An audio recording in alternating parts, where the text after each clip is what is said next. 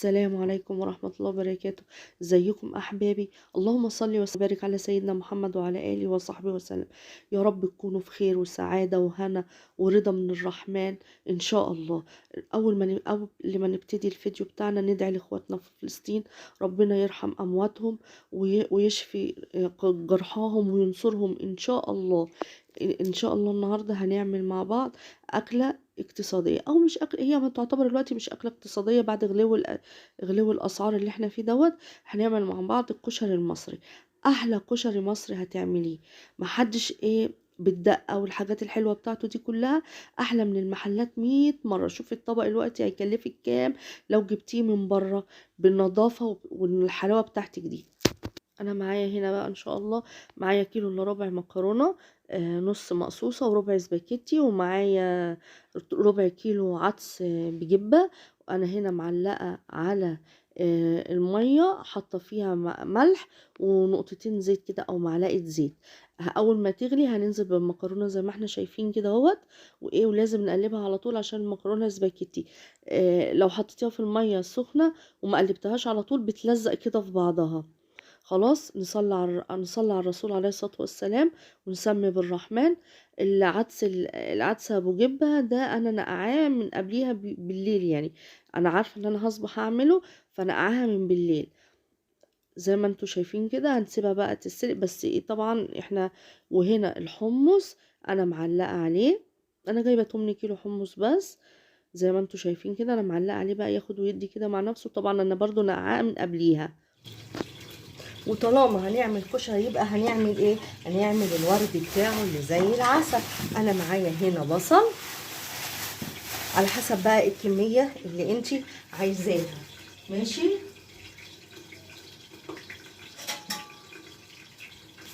خلاص، على حسب الكميه اللي انت عايزاها. هنقشر كده البصل. بسم الله.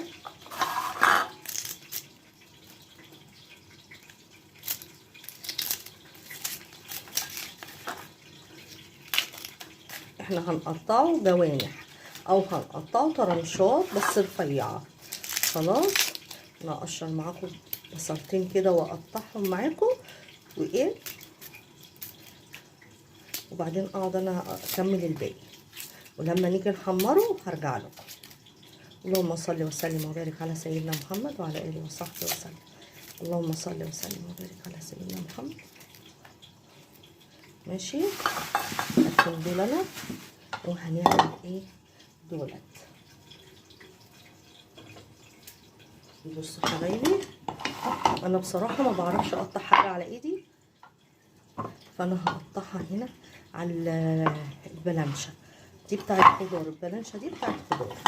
خلاص اهو هقطعها كده. شايفين اهي السمك بتاعها اهو.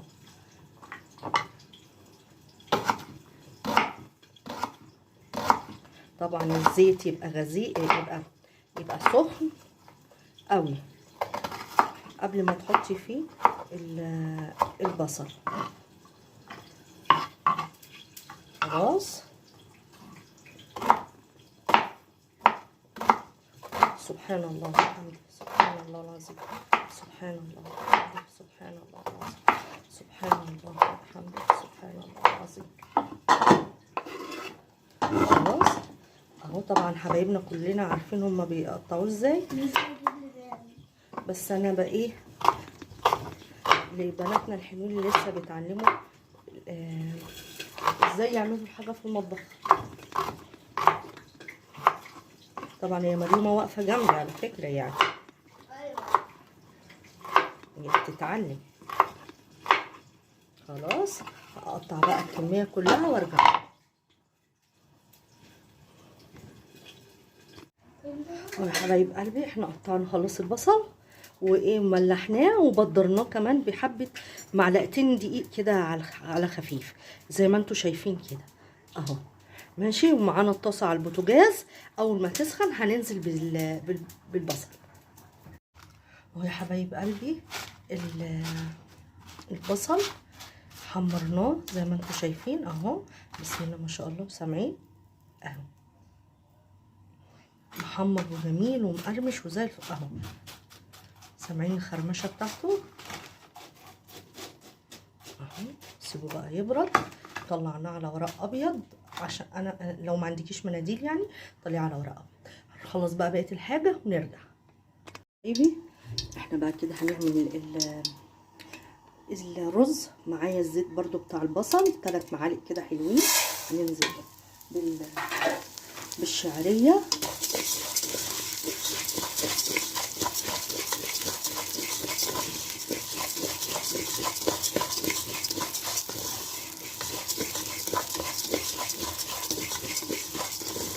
هنقلبها لغايه اما تحمر وارجع لكم عشان ما ناخدش وقت اهو. خلاص حمرنا الشعريه زي ما انتم شايفين. هننزل بقى ايه بالرز.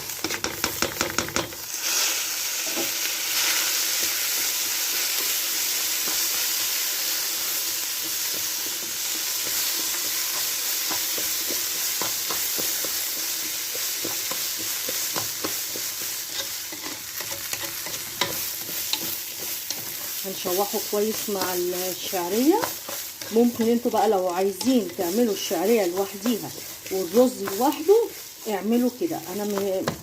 انا مش بحبها كده يعني، وبستسهلها كمان. لو انتوا عايزينها لوحدها تحمروها كده وتحطوا لها العقد بتاعها بتاع الميه والملح والكمون وتسيبوها تستوي. تغلي غلوتين كده، اول ما تبتدي تشرب توطوا عليها. خلاص كده ماشي. انا معايا بقى هنا العدس ابو جبه اهو، انا نقعاه ومصفياه ماشي. عايزين برضو تعملوه لوحده تسلقوه وتخلوه لوحده خلوه، بس كده بيبقى احلى، بياخد كله، بياخد من طعم بعضه. اللهم صل وسلم وبارك على سيدنا محمد وعلى اله وصحبه وسلم. اللهم صل وسلم وبارك على سيدنا محمد وعلى اله وصحبه وسلم. هنشوح بقى كله كده حلو.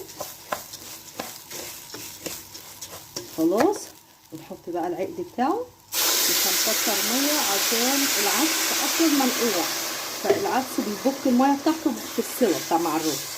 يا دوبك بس غطينا الرز اهو زي ما انتم شايفين. هنملح. خلاص المكرونه اتسلقت اهي زي ما انتم شايفين وصفيناها. هنعمل ايه بقى اللي هيديها الطعم الروعه بتاع الكشري؟ الزيت بتاع البصل اللي احنا حمرنا فيه البصل. خلاص هننزل بمعلقتين حلوين كده ونقلبها زي ما انتم شايفين كده اهو. قلبها بقى اهي، شايفين المكرونه بتلمع ومفرفطه وجميله. وكلي احلى مكرونه كشري. على فكره انتوا ممكن تعملوها كده وتعملوا صلصه الكشري وبس، زي المكرونه اللي بتتباع على العربيات. خلاص كده خلصنا المكرونه. هنروح بقى نشوف هنعمل الرز دلوقتي بقى يا حبايبي. هنعمل ايه؟ الصلصه بتاعت الكشري. انا معايا برضو الزيت بتاع اللي حمرنا فيه البصل. سبحان الله وبحمده، سبحان الله العظيم، سبحان الله وبحمده، سبحان الله العظيم، سبحان الله وبحمده، سبحان الله العظيم. حطيت بقى معلقتين توم كبار كده زي ما انتم شايفين. هتاخد بس مش عايزاها غامقه، يا دوبك بس ريحتها تطلع كده وتاخد لون اصفر فاتح خالص. هقول لكم دلوقتي هنعمل ايه.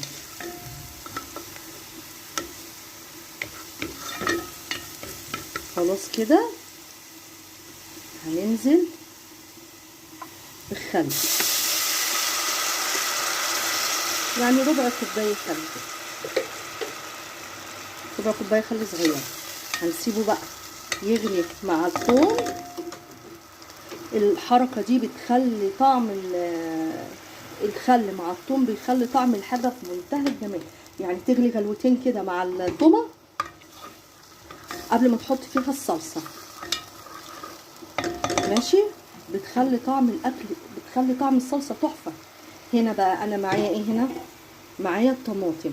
معايا 2 رتل طماطم ضربينها في الخلاط، حاطين عليها ايه بقى. وانا بضربها بحب احط عليها الحاجات دي كلها، بتدي طعم حلو قوي بدل ما تحطي على الحاجه يعني على النار.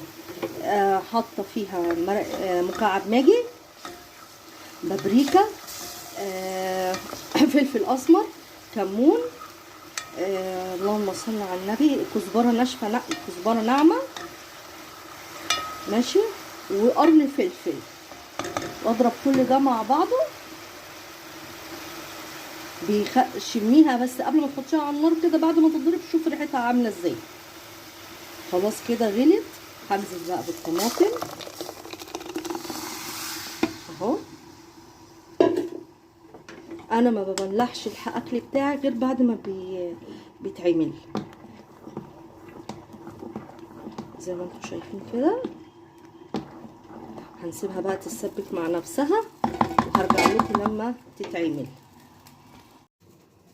طبعا احنا عملنا كشري، فما ينفعش الكشري طبعا يتاكل من غير ايه، من غير دقه. انا معايا هنا 10 فصوص توم كده حلوين، ومعايا ملح وفلفل، ملح وشطه وكمون وكزبره. خلاص زي ما انتم شايفين كده. وهقول لكم بقى على السر اللي هيخلي الدقه دي زي بتاعه المحلات واحلى كمان. انا حطيت كده خل،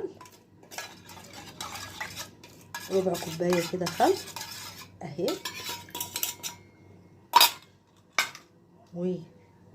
وليمونه،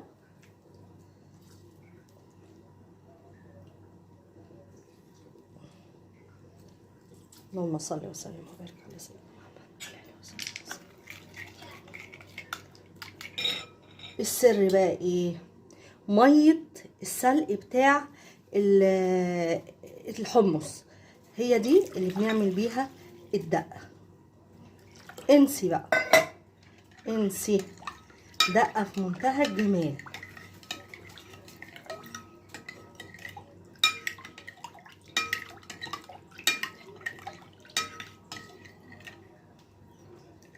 بسم الله. مفيش بعد كده.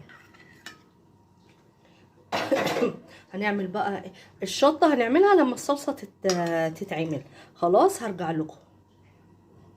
خلاص يا حبايبي خلصنا الكشري، بسم الله ما شاء الله اهوت شايفين. وعملنا الشطه، عشان انا نسيت اصورها لكم. انا بعمل الشطه ازاي، مش بسخن الزيت واعمله فيها، لا كده بيبقى حامي قوي وغلط على المعده. انا بجيب الشطه، احط معلقتين 3 شطه كده كبار، واحط عليها صلصه من الصلصه بتاعتنا اللي اتسبكت، واقلبها بقت شطه.